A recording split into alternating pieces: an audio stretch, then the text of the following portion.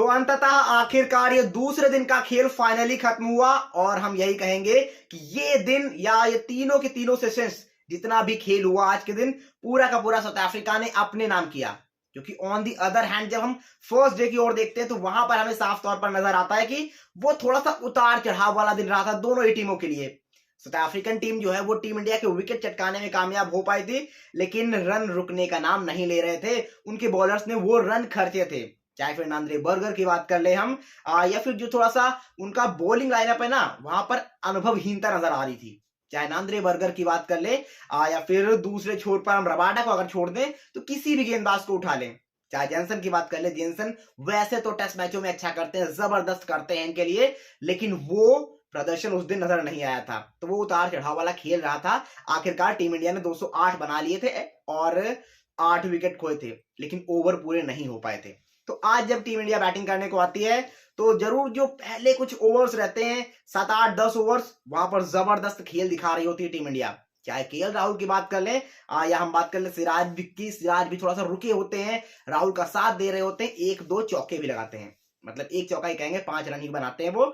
लेकिन केएल राहुल जबरदस्त पारी खेल रहे होते हैं, 70 से नॉट आउट अपनी पारी आगे बढ़ाते हैं। शतक लगाकर वो अपना मतलब छक्का लगाकर अपना वो शतक पूरा करते हैं और टीम इंडिया को 250 के करीब ले जाते हैं।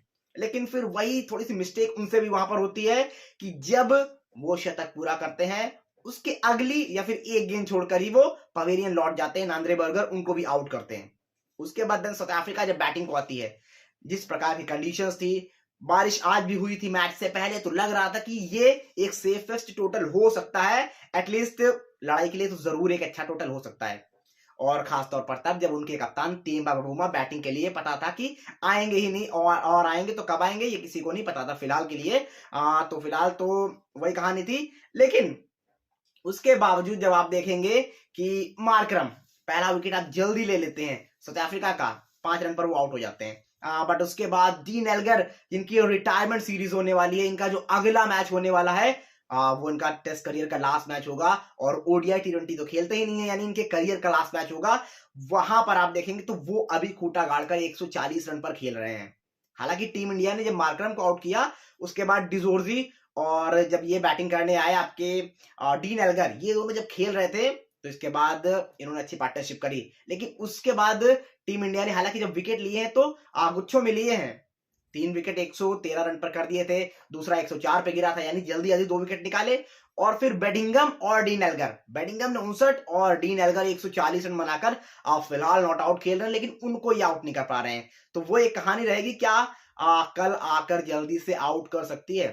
फिलहाल अफ्रीका के पास 5 विकेट शेष हैं। अब ये पता नहीं है कि तेम्बा बवुमा बैटिंग के लिए आएंगे फिलहाल या फिर नहीं आएंगे, लेकिन फिलहाल 5 विकेट शेष हैं उनके और dean Elgar set batsman batting कर रहे हैं, उनके साथ जेनसन बैटिंग कर रहे हैं। बेडिंगम को आउट करने के बाद इन्होंने जल्दी वरेन को आउट कर दिया, तो वहां पर तो इनके लिए फिलहाल समस्या नहीं आई है।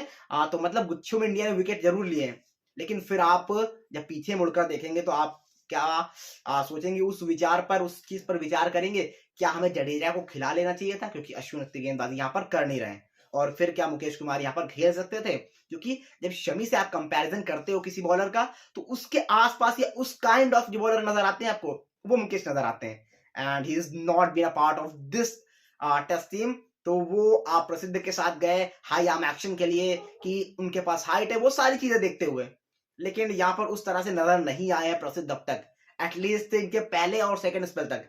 थर्ड में फिर भी चलिए थोड़ा सा आए हैं तो थोड़ा सा एटलीस्ट इफेक्टिव लगे हैं, उस तरह से शॉर्ट बॉल डालने नहीं जा रहे हैं जो बेडिंगम बड़ी आराम से पिकअप करके शॉट लगा रहे थे इनको।